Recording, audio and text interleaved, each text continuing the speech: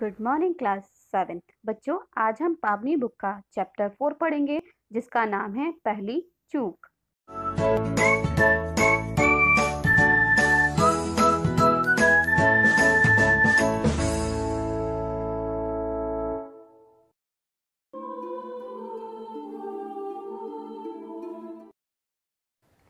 प्रस्तुत पाठ में लेखक ने उन पढ़े लिखे लोगों का व्यक्त किया है जो शहर की सुख सुविधा में बैठकर गांव की समस्या का समाधान करना चाहते हैं, जबकि गांव की वास्तविक समस्याओं को तो गांव में रहकर ही जाना जाता है। सिनेमा के पर्दे पर गांव और खेती के सुंदर दृश्य को देखकर लेखक का मन गांव में जाकर खेती करने के लिए मचलता था।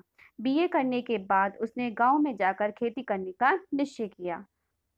उसने गांव में जाकर अपने चाचा के सामने अपनी खेती करने की इच्छा व्यक्त की। चाचा ने समझाया कि यह पढ़े लिखे लोगों का काम नहीं है, इसमें तो दिन रात पानी और पसीना, मिट्टी और गोबर में खेलना पड़ता है। लेखक ने अपनी बातों से और गौतम ऋषि जैसे उदाहरणों को देकर चाचा को प्रभावित कर लिया।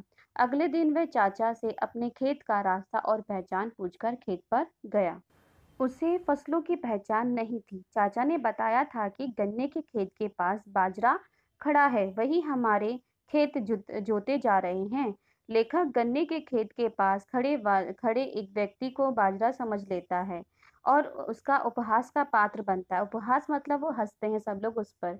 उसके बाद उसे उसे कभी बीज और कभी खाद, कभी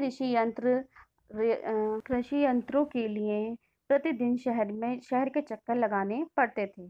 उसे गांव का जीवन सिनेमा में दिखाए गए ग्रामीण जीवन से बिल्कुल भिन्न दिखाई देता है।